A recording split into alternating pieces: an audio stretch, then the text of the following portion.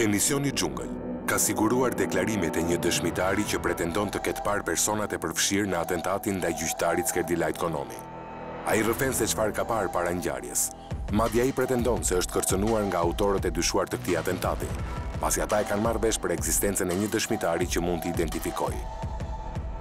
Pa marrë parasysh faktin se sa e vërtet është dëshmia e personit intervistuar, redaksia e emisionit Xhungël ka verifikuar praninë e tij në zonën ku banonte gjyqtari Konomi para ngjarjes. Fakti që ky dëshmitar ka pranuar të vjetë në dispozicion të hetimit dhe nuk është thirrur për ta bërë një gjë të tillë, nuk lë një shihet mirë. Gjithsesi, është detyrim ligjor i grupit hetimor që të marrë çdo dëshmi apo deklarim të qytetarëve që kanë informacion në lidhje me ngjarjen. Më pas, verifikimet e mëtejshme tregojnë nëse dëshmia e tij i vlen ose jo zbardhjes së krimit. Në momentin që ka ndodhur ngjarja me gjyqtarin Konomi, nëse ju kujtohet, ku keni qenë, pra në çfarë pozicion keni qenë, në çfarë pune merreshit në atë kohë, dhe çfarë kujtohet? Në momentin që ka ndodhur ngjarja e Skerdilajt, kam qenë ujë të ftohtë në Vlorë. Punoja ndërtim në një pallat përballë shtëpisë dhe më kujtohet që 2 persona kanë mbajtur për një avresht, kam hedhur dyshime që ata persona vëzhgonin në shtëpinë e gjykatësit. Pasi vinin në një orar bazite dhe gjatë gjithë kohës dilnin nga makina, pinin cigare dhe shikonin në shtëpinë e gjykatësit. Edhe një ditë para se të ndodhte akti, në mbrëmje ata kanë qenë afër banesës gjykatësit. I ke njohur, i ke parë më parë këta persona? Jo, vetëm aty. Më mbrapa, e ke marrë vesh kush janë këta persona? Më mbrapa e kam marrë vesh vetëm kur dolën në media fotografitë, kur arrestoi Julian Sinanaj. Nëse të kujtohet, me çfarë vini aty, me çfarë makine? Me një Benz gri metalizator, me një targ Vlore që sipas oficerave nuk ishte arritur në atë shkronjë. Me një targ falso. Gjithmonë vinin këta 2 apo ka pasur edhe persona të tjerë? Vetëm këta 2. Po vëzhgimin e bënin uleshin në lokal? Jo në lokal, thjesht as 10 metra nga muri rrethuesi i shtëpisë, ndisnin, bënin cigare, bënin sikur filmonin poshtë nga Vlora se është pamja shumë e bukur te Plepi. Dhe vetëm shikoni shtëpinë, muri rrethues së shtëpisë. Po sa orë qëndroni? Rreth 30 minuta, 40 minuta, një orë, varet nga ditët. Nëse kujton çfarë orari ditës kanë ardhur, që mëngjes, që zakonisht mbasite. Zakonisht mbasite dhe pa u errë. Po ti në atë kohë e ke njohur gjyqtarin Konomi? E njihja fizikisht. Po jo, të kisha kontakt. E di me çfarë makine lëvizte gjyqtari? E di. Ka qelluar ndonjëherë që gjatë kohës që këta persona ka qenë aty duke vëzhguar të ketë rastisur edhe gjyqtari? Jo, asnjëherë. Do të ketë ardhur ose të ketë dërguar? Asnjëherë. Në momentin që ndodhi ngjarja, pra në 9 shtator, eksaktësisht ku ke qenë në ato momente? Në një lokal në ujë të ftohtë. Te Kava. Nga e ke marrë vesh çfarë ka ndodhur? Nga media. Se kam parë titrat e njës, jam çuar nga lokali dhe kam telefonuar oficerin e krimeve të rënda të Vlorës. Të kujtohet emri i oficerit? Më kujtohet. Si quhet? Luan Hyseni. Çfarë përgjigje u ka dhënë? Më ka thënë, do takohemi urgjent tani. E ke telefonuar në celularin atje apo në numrin me 41, pasi e kisha marrë në drejtorinë e Vlorës kur kisha vajtur për një vjedhje në ujë të ftohtë. Numrin personal të... Numrin personal të zyrtar. 41, jo numra privat. Po personali ti. Numri personali ti. Ai ka ardhur, ju ka takuar? Ka ardhur ai bashkë me një person tjetër. Edhe po aty te lokali ku? Jo, në një hotel tjetër pak më tutje. U kam dhënë të gjitha çka kisha parë. Më thanë që do komunikojmë më mbrapa. Ti ju ke thënë atyre që gjyqtarin e ka mbajtur vëzhgim këta persona? Kam parë 2 persona që kanë një avresht edhe mbrëm para se ndodhte kjo gjë, kanë qenë aty. Po ti në atë kohë ata persona nuk i njihje me emër? Nuk i njihje. Absolutisht. Ata të kanë dhënë ndonjë dyshim se kush mund të ishin ata persona? Jo. Ata më kanë sjellë vetëm një foto. Këta 2? Jo, oficerët e krimeve më kanë sjellë vetëm një foto, që nuk përputhen me ata persona. Mbasi ke mbaruar me këta 2? Pa ditë. Këta kanë thirrur më në komisariat? Ka ardhur një oficer dhe më ka marrë në komisariat duke i thënë që kam komunikuar me shef Luanin. dhe do vinë ata do marrin, ai më ka mbajtur 2 orë te vendngjarja, pastaj ka mbajtur drejtori i Vlorë, më kanë marrë denoncim. Më ka marrë dëshmi në policinë e Vlorë, ku aty ndodheshin shumë oficera, midis tyre dhe Kosta me Adnan. Kosta Beluri. Edhe Adnan Xholi. Gjatë kohës që ke dhënë deklarime para oficerit gjyqësor, nëse të kujtohet, kam pyetur për ndonjë person që ata dyshonin mund të ishte përfshirë në këtë ngjarje? Më kanë pyetur vetëm për paraqitjen e 2 personave. Më kanë pyetur dhe nuk është mbajtur shënim për mos kisha parë në atë zonë Emiliano Shollazi. Të kam pyetur, po nuk e kanë mbajtur. Nuk e kisha parë. Emiliano Shollazi. Ata të kam pyetur që ai ke parë filanin aty. Po. Dhe në mbrëmje shumë vonë pasaj më kanë sjellë fotografinë e Gilmano Danit. Emiliano dhe njihnin atë kohë? Si fytyrë po. Se ishte person që ishte bërë në media. Për Emiliano ka pyetur prokurori apo oficeri gjyqësor? Oficerat gjyqësor. Oficerat ishin të Vlorës, ëh? Po. Fotografinë për njohje. Ta kanë dhënë aty apo të kanë rithirur prapë? Jo, ma kanë dhënë në një vend. Po atë ditë apo ditë tjetër? Atë mbrëmje rreth orës 1:00 në zonën e Ujit. Më kujton edhe si gest, si veprim, si e kryen? Më morën telefon, kaluan aty, u futa në makinë, e pash, ata kishin vendosur dorë, më kanë thënë që ky është Gilmano Dani. Të thanë, domethënë, çfarë donin buan? Ata donin se mos ishte ky personi që kisha parë aty. Që kishte ndjekur lëvizjet e gjyqtarit. Që kishte ndjekur shtëpinë. Lëvizjen. Ti ke thënë jo që nuk ka qenë. Jo. Më mbrapa të kanë treguar në një foto tjetër? Asnjë foto. Po të kanë thirrur pra? Mbas kësaj dite? Më kanë thirrur kur ka ardhur drejtori Tonin Boca nga Franca. Kem takuar me Toninin. Më ka pyetur. Çfarë kërkonte Tonini, me sa e kujton? Mos arria të identifikoja 2 personat. Mos i shikoja gjykundi në Vlorë, gjykundi të jepja informacion.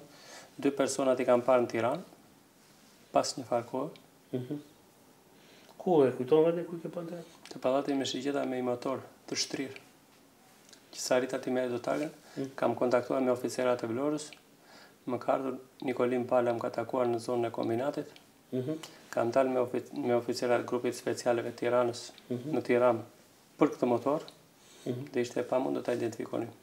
Ata 2 persona ka qenë në Tiranë. Atë ditë që unë kam ikur në Tiranë. Dikush më ka ofruar që të më çonte në shtëpi, se gjoja kishte rrugën, priste një makinë, që ka qenë një person që ka qenë në makinë me mua. Që dyshova, që ka qenë në një fugon me mua dhe dyshova. Mbasi ka ndodhur ngjarja në Vlorë, pra në 9 shtator. Ti ke vazhduar të qëndrosh në Vlorë apo je larguar dhe ka në Tiranë?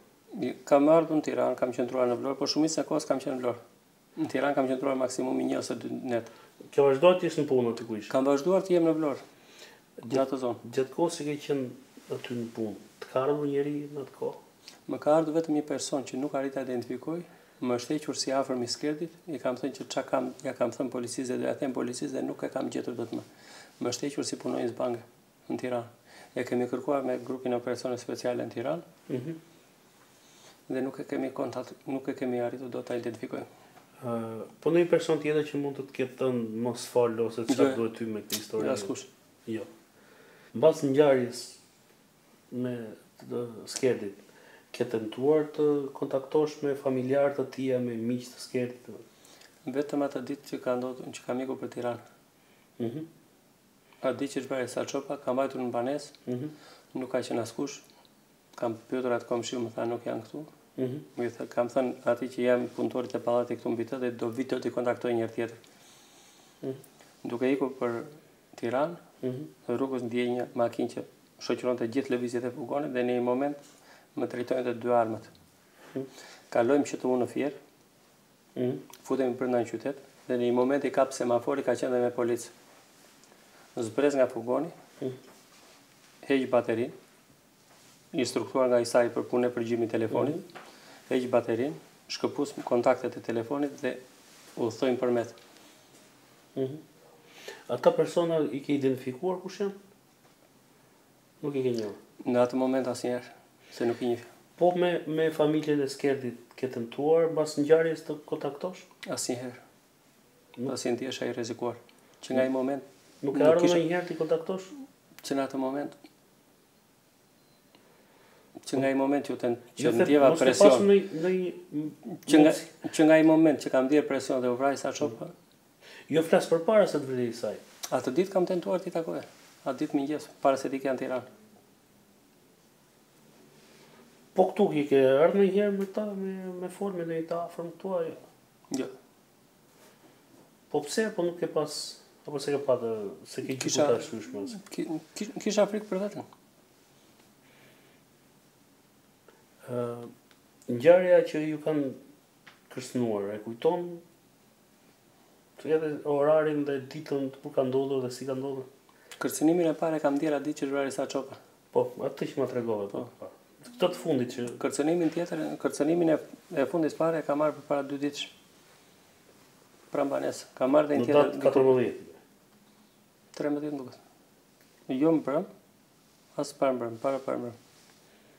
Të 13 është ditë e martë. Ditën e martë kam marrë. Të martë. Ditën e martë kur kam bërë kallëzimin në polici, kam marrë dhe në prokurorit kam marrë kontakt me oficer, me prokurorin. Te cili komisariat? Si fillim kam vajtur në drejtorinë e policisë Tiranës.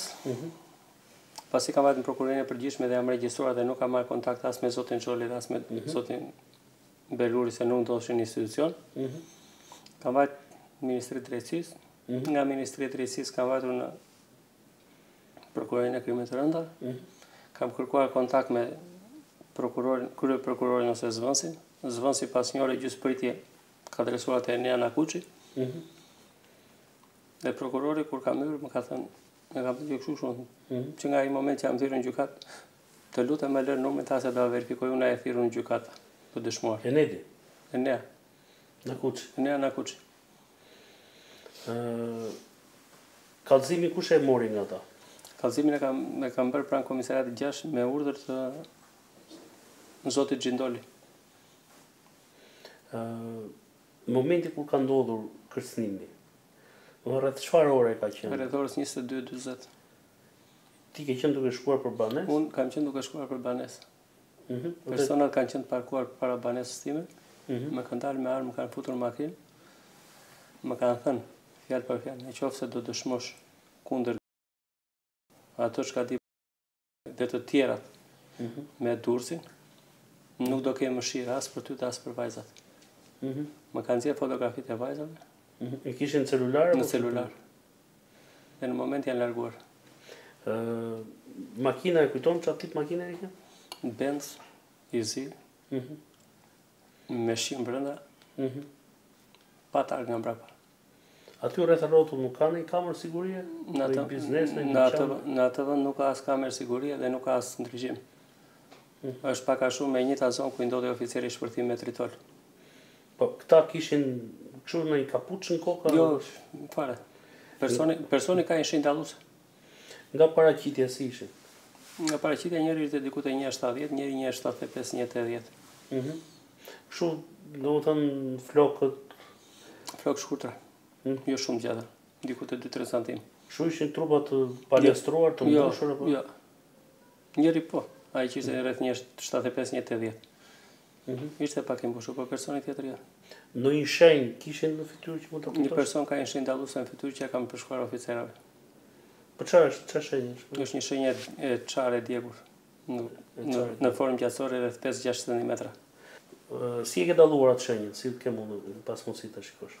Është edhe po të vesh sot në vend, është një dritë, ndriçimi në rrugë, po është pak larg. Nuk është fikse te dera e shtëpisë time. Të lejon ajo që të shikosh? Lejon.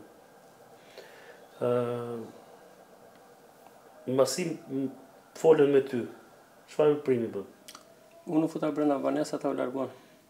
Po armë ishin dy vetëm me armë? Të dy me armë.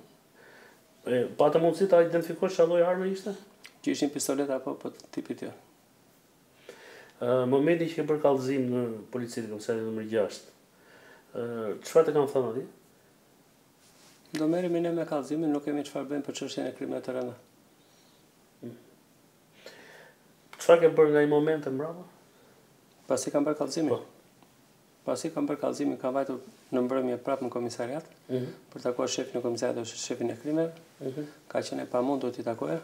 E kam takuar shumë vonë, pas orës, rikute ora rreth 11, pasi kishte shumë ngjarje shefin e krimeve. Kam lëvizur me të në këmbë, më ka thënë do të takoj për dje, i kam thënë shef, nuk është shumë e rëndësishme e takimi. Dua të lutem të paktën një patrullë afër shtëpisë. Shtëpia është këtu në lagje. Ja kam treguar dhe derën e banesë, sa të marr masat për familjen time. E di që nuk e keni ju në dorë, po të paktën të më ruhet banesa. Më ka thënë pa merak. Pse vendosi që të njoftosh familjarët e Skerdit, pikërisht në këtë moment? Çfarë të shtyu në këtë moment që ta bësh? E vërteta është që desha t'i njoftoja që edhe nëse ndodh gjë ata t'i dinin emrat. Në mëngjesin e të premtes së 9 shtatorit, 33 vjeçari Skerdilajt Konomi doli si çdo ditë nga banesa e tij, pranë zonës së ujit të ftohtë, për të shkuar në punë. Ai incitonte për të qenë në kohë në zhvillimin e një procesi gjyqësor që e kishte pa të ditë. Për të përshkruar sa më shpejt rrugën gjithë gropa, ai vendosi të shkonte në punë me autoveturën e vjetër, tip Mercedes-Benz 250 me targa VL 6383B, të cilën e kishte patur të parkuar në oborrin e banesës private. Në atë kohë, erdhi policia, erdhën prokuroria, pyesnin janë si ndodhi. Ati para 2 ditësh që kishin shpuar makinën, e mirë, që e mbante vetë. Edhe mendoj se dhe të shpuar rrugës, si shkoj mendja, sepse nuk ishte bërë të keqja. Dhe nuk i vajti mendja që kjo do i kushtonte shumë shtrenjtë. Kjo thatë që 2 ditë para, gomat e makinës së re, sepse i përdorte 2 makina. Po, të 2 makina. Njëra nga gomat, domethënë ka qenë e dëmtuar. Nëse kujtoni e ka çuar, domethënë si e ka konstatuar dhe e ka çuar vetë në servis makinën apo ka qenë dikush tjetër që shmarrë? Jo, ai kur u shpyra goma që vetë, provoj të nisë makinën, makina nuk po ashtu çarka, edhe doli deri nga porta, e pa që nuk kalohesh ajo dhe u kthye prapë, e futi dhe e ndroi gomën vetë. Nuk do me thënë se së çudi që mund të kishte marrë po atë makinë tjetër që do të kishte ikur po para 2 ditësh, se ata ishin nisur për atë punë me sa doli më vonë. Edhe mori makinën, e ndroi gomën vetë, edhe unë nisë, e çoj në servis vetë, pastaj vajti në gjykatë. Po ishte i shqetësuar, u kishte bërë muhabet edhe me shokët e tij me 1-2 gjyqtar. U kishte thënë ore kështu më ndodhi. Të jetë ajo rruga e keqe, ndonjë fëmijë, ndonjë kështu i afërm aty për të gacmuar, nuk i vajti mendja që ky ishte një organizim. Autorët e krimit e kishin planifikuar me detaje atentatin. Ata kishin dëmtuar makinën e re të cilën Konomi e përdorte shpesh, duke i qarë gomat. Me sa duket ata ishin më të sigurt për ta kryer atentatin me automjetin e vjetër. Jo vetëm se kjo makinë hapi kollaj dhe aty mund ta vendosnin eksplozivin pa problem, por edhe për faktin se ekzekutimi do të ishte shumë i sigurt. Më mbrapa, keni bërë një përpjekje, domethënë juve vetë apo pjesëtar të familjes për të kontaktuar qoftë me presidentin Nishani, i cili ka qenë ministri i brendshëm kohën që ka ndodhur ngjarja, apo me kryeministrin Rama, me ministrin e brendshëm, me prokurorin e përgjithshëm, dhe çfarë reagimi kanë patur ata? Si me prokurorin e përgjithshëm nuk kemi bërë, por në prokurori kemi vajtur shpesh. Disa herë sa dëgjonin për me mediave ndonjë gjë, ne shkonim atje, po thoshin që akoma janë vllate, su besojmë, mbiles i dërgova atij një mesazh urimi si një nënë helmuar.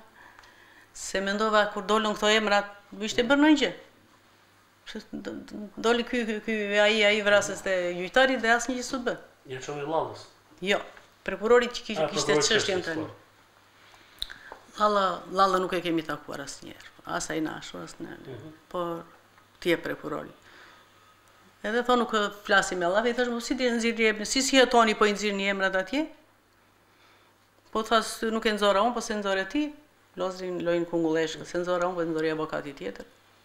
Do me thënë si që venim, sa argjonim, sa bënim, ktheheshim në shtëpi. Për kryeministrin, i bëm një email dhe na priti këshilltari tjetër. Angel Agaç. Ja treguam hallin, na priti mirë. Ja treguam hallin, I tham kështu, qeveria parë nuk na shu. Do ta shikojmë ta në jurisdiksion ta dhe do zgjidhet. Mos bien vesh të shurtës si qeveria parë, I tham ne. Jo tha atini të sigurt një përgjigje të amin. Dhe sot e kësaj ditë përgjigje s'kem. Hetuesit kanë zbuluar se eksplozivi që I ka marrë jetën gjyqtarit Konomi ishte vendosur brenda sediljes së makinës. Por duke qenë se gjyqtari kishte 2 makina, vrasësit kanë gjetur një mënyrë për të shmangur njërin prej tyre. 2 net para krimit, ata kanë hyrë në shtëpinë e gjyqtarit gjatë natës dhe I kanë çarë gomat e makinës që ndodhej e parkuar në obar. Gjyqtari ka dalë në mëngjes, ka parë gomat e çara dhe ka vendosur të përdor makinën tjetër që zakonisht përdorej nga bashkëshortja. Ky akt dyshohet se është bërë qëllimisht për të mundësuar vrasësve të realizonin planin e tyre. Makina e re 33 vjeçarit ishte vështirë të hapej dhe nuk u jepte mundësinë vrasësve të vendosin minën e komanduar poshtë sediljes së saj. Për këtë shkak ata kanë zgjedhur mjetin tjetër, I cili në të vërtetë qëndronte krejtësisht I hapur. Makina ku ka qenë e parkuar? Makina ishte në oborin e shtëpisë, brenda në obor të shtëpisë, ne kemi pasur. Obori është I mbyllur apo është? Po, është I mbyllur me portë. Është I mbyllur, por si shtëpi private, rrethuar me portë mbyllur. Kur e ka konstatuar në mëngjes, ka qenë? Po, në mëngjes kur u nis për në punë. Kur u nis për në punë e konstatuar. Ditën që ka ndodhur ngjarja, ai ka dalë në mëngjes atyve nga shtëpia, ka qenë me shoqëruar me dikë tjetër apo ka qenë vetë? Jo, ditën që ka ndodhur ngjarja, ai ishte I vetëm. Erdhi na tha që të na shtëpia ati që rrinte te pallati në atë kohë 2 muaj e gjysmë kanë në pallat sepse lindi djalin edhe tha jemi ngushtë. Edhe kishim plane tjera, por nuk realizua asgjë. Edhe erdhi aty më tha, hajde ma mbyllni një çik derën se po nxitoj. Kishte një gjyq në orën 9. Edhe do ikte shpejt. Dhe mori makinën e vjetër. Me tikte me shpejt e kupton se kur ikte shpejt e ka gropa, zakonisht përdorte këtë makinën e vjetër, bensin e vjetër. Pastaj I ndodhi mes të rrugës atje te Tirana Bank, mafiozët e prisnin. Benzi ka qenë, nëse kujton, I mbyllur, I hapur si litë zakonisht makina? Jo, makina ka qenë e hapur. Këtë e kam parë vetë në darkë, vajta biles, mundësitove dhe ta mbyllu, e thoshe, pse I lërkshuar? Edhe nuk e mbylla, pastaj I thash mbesë, se isha me çupën e çupës, thashun lere. Lere, thashun, kush lufton me këtë, se linte hapur e kuptoj, përdorte për gjëra të rëndomta, edhe hajtë më lere, thash dhe këtë, se kush miret me këtë. Edhe lash. Kjo më vjen që ajo hapet kur të duash, si ishte problem. Po më kam mbetur ashtu që thash, pse se mbylla njerë, t'ja kësha ngrit xhamat ashtu, edhe xhamat hapur e kishte. Ka një besim kishte gjilin e kështu? Po, kishte besim, nuk kam bërë që thoshte, nuk më prek njeri, s'kam për asë një gjë të keqe. A ishte shumë zëmërgjër. Ka njerëz që thonë, I thoshte shko merr këtë ashtu certifikat o këtë, jo s'kam lek, më thot një grua qante, më dha 5.000 lekë, më tha, iko bëj, më tha se s'ta bëj do të gjyqin, po nuk kam lek, më thash. Edhe duke ardhur ashtu në shtëpi qante, më dha 5.000 lekë nga xhepi. Ta ndodhi një njeriu të tillë. Gati në qendër të qytetit, Benzi me të cilin po udhtonte gjyqtari Konomi, ka shpërthyer papritur nga një minë e telekomanduar në distancë. Skena e mëtejshme është e denjë për një film horror. Edhe pse shumë I fuqishëm, shpërthimi nuk e ka marrë jetën me njëherë gjyqtarit, por I ka shkaktuar vuajtje të pashëmbullta.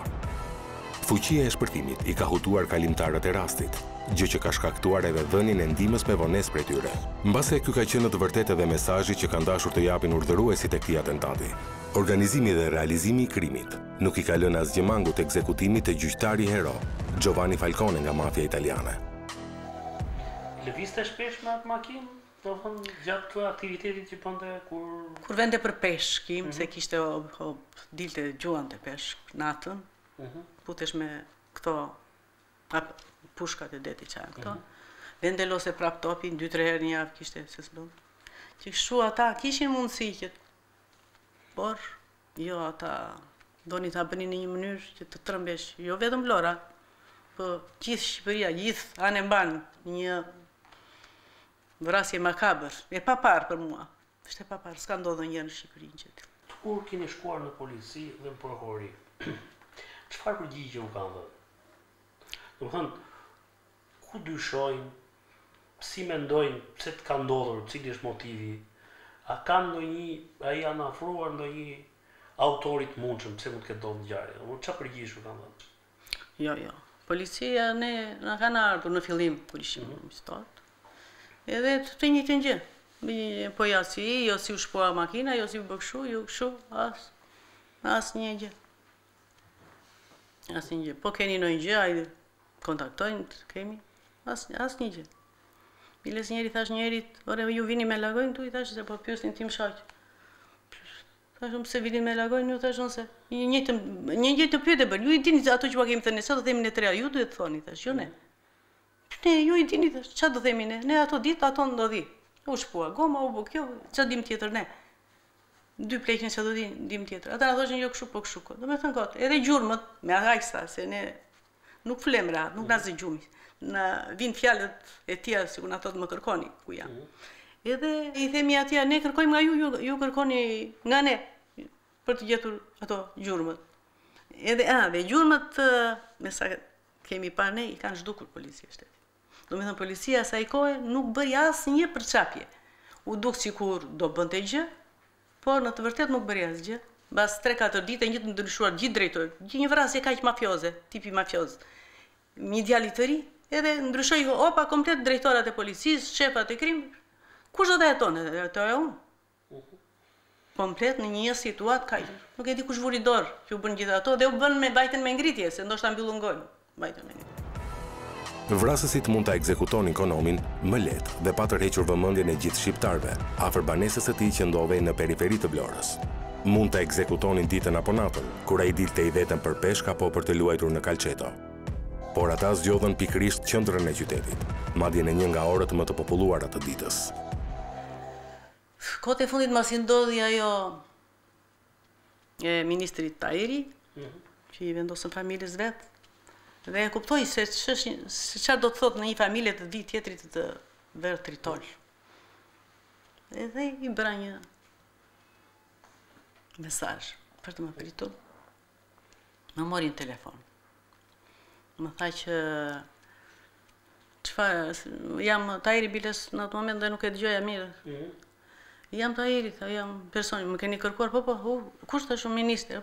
Po, i thashun të kam kërkuar, si të kam kërkuar. Tha, do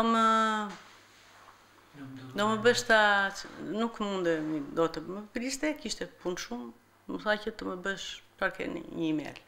Mi shkruaj një email. S'ke mundësi, ka qëtë.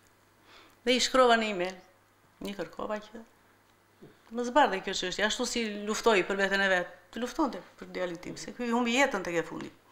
Atë gjëra materiale riparohen. Ky nuk riparohet, kthehet në jetë. Po la 2 jetim. Prandaj ja dërgova më atë. Më ktheu përgjigje. Po, më ktheu përgjigje dhe më tha, është prioriteti punës time, tha, unë e kam në qendër të vëmendjes. Tani nuk ka asnjë. Tani janë përdorur shumë emra, lakuar shumë kriminal që bredhin nëpër qytetin e Vlorës, që bledhin në gjithë Shqipërinë. Dhe ne jetojmë dhe me frikë tani. Me frikë, kriminalat thonë që e vëran filanin këtu, janë këtu. Këtu jemi dhe ne. Me 2 fëmijë të vegjël, 2 pleq.